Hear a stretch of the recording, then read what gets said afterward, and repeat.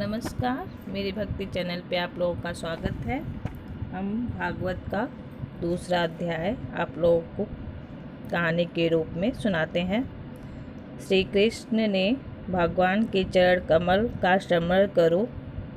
नारद जी कहते हैं, तुम श्री कृष्ण भगवान के चरण कमल का स्मरण करो, तुम्हारा दुख जाता रहेगा। जिन श्री कृष्ण ने दुष्ट कौरवों से द्रौपदी की रक्षा की और शंखचूड़ आदि दुष्टों से गोपियों को बचाया, वह श्री कृष्ण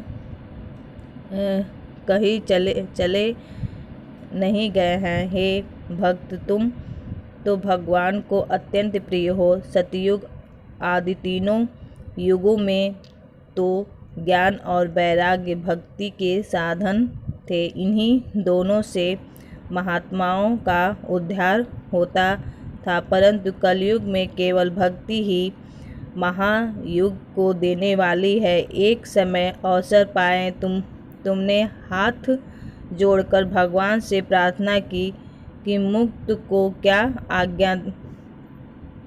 आज्ञा है। तब कृष्ण भगवान ने तुमको आज्ञा दी थी कि हमारे भक्तों को पुष्टि करो, और तुमको मुक्ति नाम दासी और ज्ञान वैराग्य नाम दो दास दिए। तुम्हारा मुख्य निवास स्थान वैकुंठ है, सो वहाँ तो तुम अपने साक्षात रूप से भक्तों का पोषण करती हो, और पृथ्वी पर भक्तों को पोषण करने का तुम्हारा छाया रूप है। सतयुग, त्रेता और द्वापर युग पर्याप्त तो मुक्ति, ज्ञान और वैराग्य सहित तुम इस पृथ्वी पर आनंद पूर्वक स्थित रहो।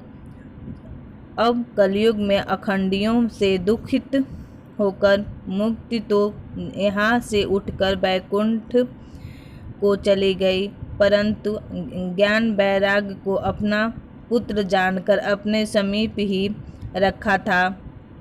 यद्यपि इस कलयुग के बीच दुराचारियों के त्याग करने से तुम्हारा दोनों पुत्र मंद और बुद्धि हो गए हैं, तथापि तुम चिंता मत करो, इसका मैं उपाय करता हूँ।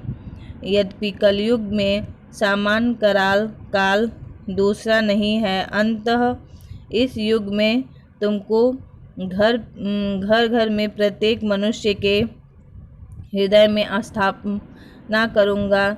जिन पुरुषों के चित्त में भक्ति होगी वे यमराज नहीं देखेंगे। भक्ति युग मन वाले पुरुषों का पराभव करना तो दूर रहा, प्रेत, पिशाच, राक्षस अथवा असुर, इन से कोई भी उनको परमश स्पर्श न करने से भी सामर्थ्य नहीं होंगे। सूतक जी बोले कि इस प्रकार नारद जी के कहे हुए अपने महात्म्य को सुनकर भक्ति सब अंगों से पुष्ट होकर नारद जी से यह वचन बोली, आप धन्य हो जो आपकी मुक्त अचल प्रीति है।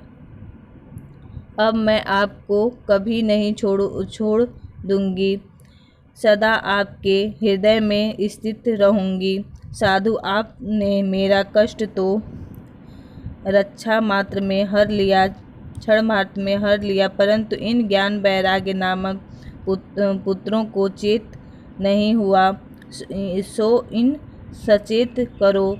श्री नारद जी मुनि ने भक्ति का यह वचन सुनकर उन दोनों ज्ञान और वैराग्य को अपने हाथ से सहारा देकर जगाने लगे। जब इस प्रकार वे न जागे तब कान के निकट मुख लगाकर नारद जी वेद वेदांत के शब्द सुनाकर बार बार जगाया। तब वे दोनों बलापूर्ण कठिनता से उठे, किंतु निर्बल होने के कारण कहा फिर गिर पड़े। उनकी यह दशा देखकर नारद जी को चिंता उत्पन्न हुई और वह भगवान का स्मरण करने लगे। भगवान का स्मरण करते ही आकाशवाणी हुई कि हे तपोवन, चिंता मत करो, तुम्हारा उद्यम सफल होगा। इसके निमित्त तुम सकमत आरंभ करो और वह सत्कर्म तुमसे महात्मा लोगों का वर्णन करेगा। सत्कर्म करने मात्र से ही इन दोनों को निद्रा सहित वृद्ध जाती रहेगी। इस वाणी को सुनकर नारद जी विषम होकर विचार करने लगे कि महात्मा ने उन कहा सुनकर नारद जी विषम होकर विचार करने लगे कि महात्मा उन कहाँ मिलेंगे और साधन किस प्रकार देंगे।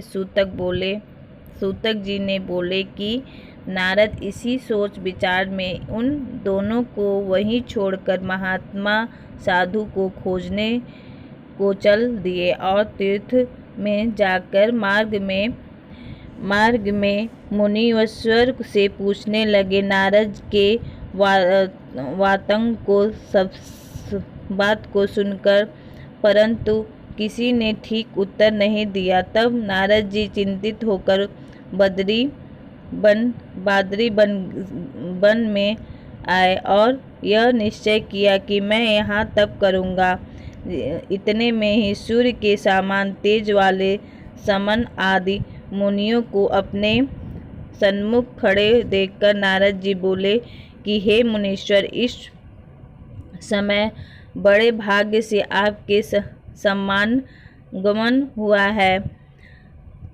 आप सब प्रकार के बुद्धिमान श्रोताओं और योगी राज्य हो। अगर वीडियो अच्छी लगी तो लाइक करिए, शेयर करिए, सब्सक्राइब करिए। हम फिर से मिलेंगे दूसरे भक्ति चैनल पे। Thank you.